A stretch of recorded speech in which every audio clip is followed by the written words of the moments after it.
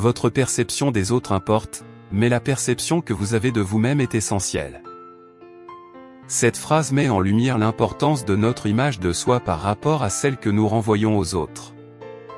Décomposons-la point par point. Votre perception des autres importe. Cette première partie souligne l'importance de la façon dont nous percevons et interagissons avec les autres. Notre comportement, nos jugements et nos relations sont influencés par la manière dont nous voyons les personnes qui nous entourent. Mais la perception que vous avez de vous-même est essentielle. Cette seconde partie met en avant l'idée que notre propre perception de nous-mêmes est encore plus déterminante. C'est notre estime de soi, notre confiance en nous, notre image que nous avons de nos capacités et de nos limites qui vont façonner notre vie, nos choix et nos interactions. En résumé, cette phrase signifie que notre image de nous-mêmes est le fondement de notre identité. C'est elle qui va influencer notre façon de nous comporter, de nous sentir et de nous réaliser dans le monde. La perception que nous avons des autres est importante, mais elle est construite sur notre propre perception de nous-mêmes.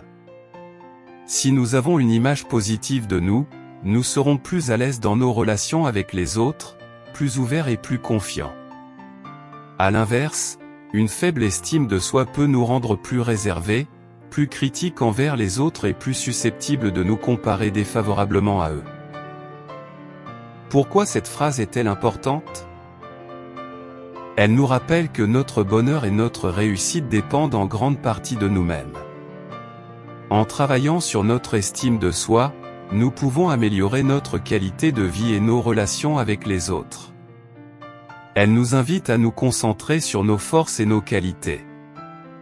En nous valorisant, nous devenons plus résistants face aux échecs et plus aptes à relever les défis. Elle nous encourage à être bienveillants envers nous-mêmes. Nous devons apprendre à nous pardonner nos erreurs et à nous accepter tels que nous sommes. En pratique, cela signifie que nous devons cultiver une image positive de nous-mêmes. Cela passe par l'acceptation de nos qualités comme de nos défauts, le développement de nos compétences et le fait de nous fixer des objectifs réalisables. Nous devons être attentifs à la manière dont nous percevons les autres. En évitant les jugements hâtifs et en pratiquant l'écoute active, nous pouvons améliorer nos relations avec autrui. Nous devons trouver un équilibre entre les deux. Il ne s'agit pas de négliger les autres, mais de ne pas se perdre de vue dans nos interactions sociales. En conclusion, cette phrase nous rappelle que notre bonheur et notre épanouissement dépendent en grande partie de la manière dont nous nous percevons et dont nous percevons le monde qui nous entoure. En prenant conscience de l'importance de notre image de nous-mêmes, nous pouvons améliorer nos relations avec les autres et vivre une vie plus épanouissante.